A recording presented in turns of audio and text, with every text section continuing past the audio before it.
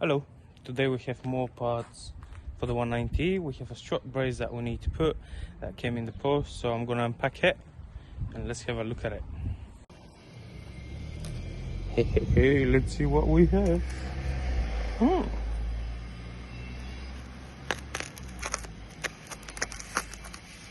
I think from the onions that I've been cutting with this, it's a bit blunt.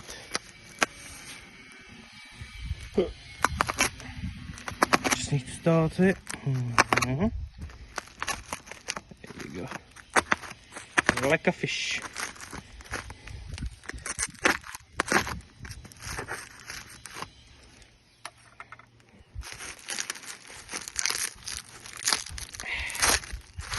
Just bear with me.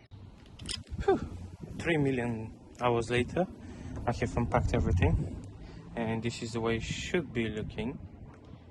Now I just need to undo the top mount bolts, put the brackets, and yeah, I think I got them the wrong way around, but they're pretty much the same, so I'm just gonna switch them around.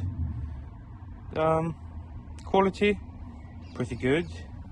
The only thing is it's starting to rust because of the long shipping process, so I'm gonna be painting the whole thing anyway. But yeah, let's get cracking.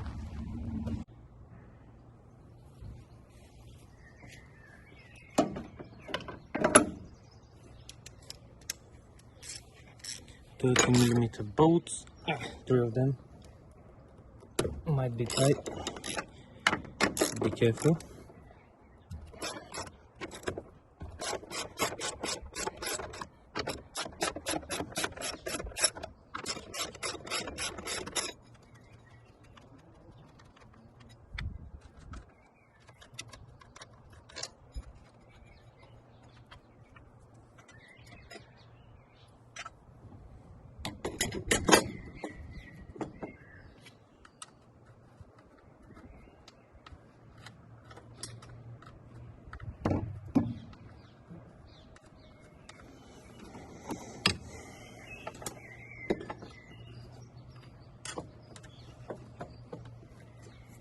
So put that on. I think the 190 sign should be facing down. Put the nuts back on it. Don't tighten them all the way up, so you can move it around. Take your bolt out.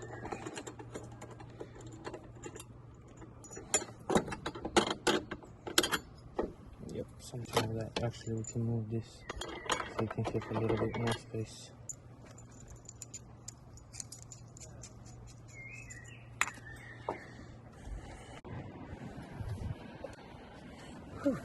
Things still on that side.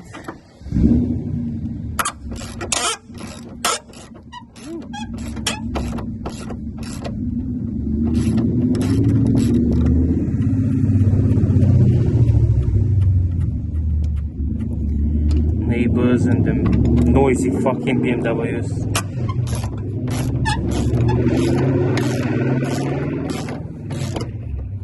The thing is, when your car is that noisy, how do you have fun? I mean, it's obviously fun being noisy, but how do you actually have a proper fun? This thing is pretty quiet, especially if you don't hit the rev limiter. It's really quiet, so you can be sliding around as long as the tires don't squeal too much and it's dark, people don't see. You can have pretty good fun. This is why I always try to keep my cars quiet, so I can blasting around and not be attention seeker, because when you start seeking too much attention, that's what gets your car impounded and your driving license suspended. By the way, I'm going to be changing these. Another good thing about that sort of a strut bar is, you see them brackets, even if the rubber fails, still not gonna go through your bonnet, because that has happened to me on another car before. That rubber bushing failed and made the massive ding in the bonnet of the car. So yeah, that's it. Let's put the brace. So that's the brace. You have one side more bent and the other side is less bent. The higher angle needs to go over the side where the VIN number usually is. I'm still thinking, should I cut that off or should I just push it down? I think I might just like push it down and call it a day. But yeah, that should be sitting something like this. Put it on the other side, and yeah, let me put the bolts on.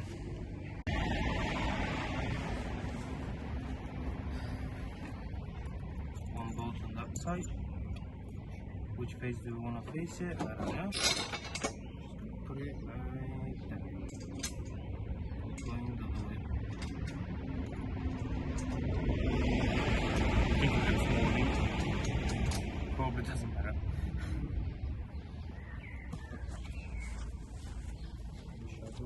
That side.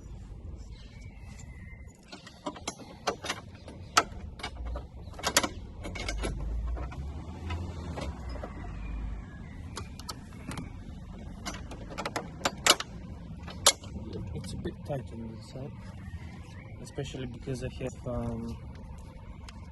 like I have put some. So basically on that side is my fuse box for the control panel on the for the next plot, and it's a bit tight. So I might push them down a little bit. And I need to position that thing like that.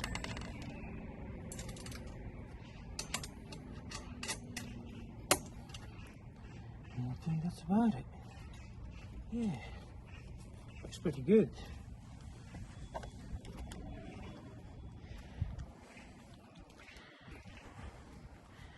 Yeah, it's alright.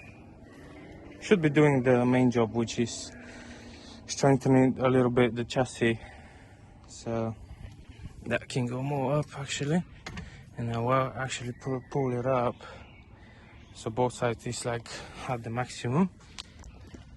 And let's see if that is gonna actually allow me to close the bonnet.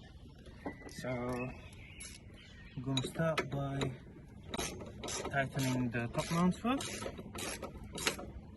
Now that everything is positioned,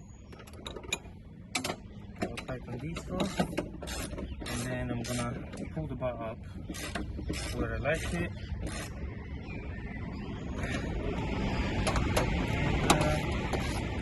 That's about it. That's about the installation.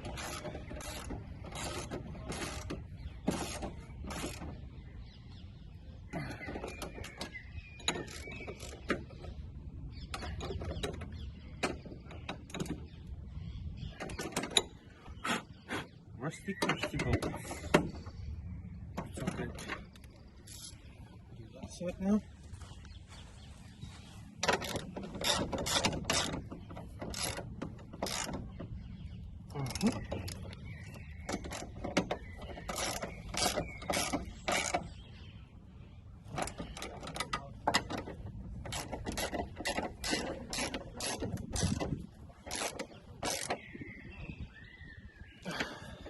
Lovely. So now we need 15mm spanner for the nut at the back, and I think this is number 8 or 7 Allen K. Not really sure because mines are not numbered, which is always great when you're looking for one.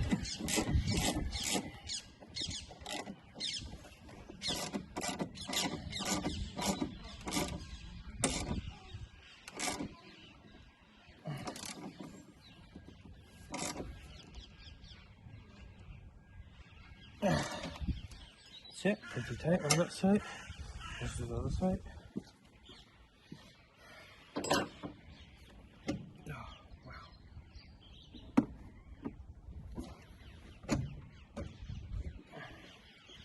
Actually,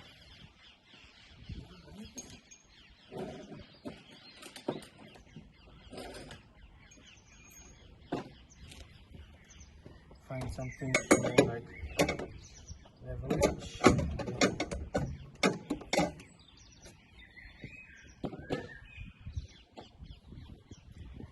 I'm currently at home, so I don't really get a big selection of tools like in my garage, but I'm trying to make it work. Yes, like that.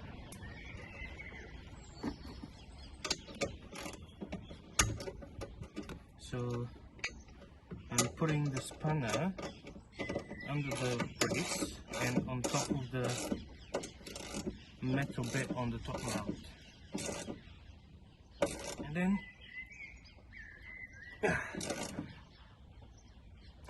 snagging it down. That's about it. That's all you need.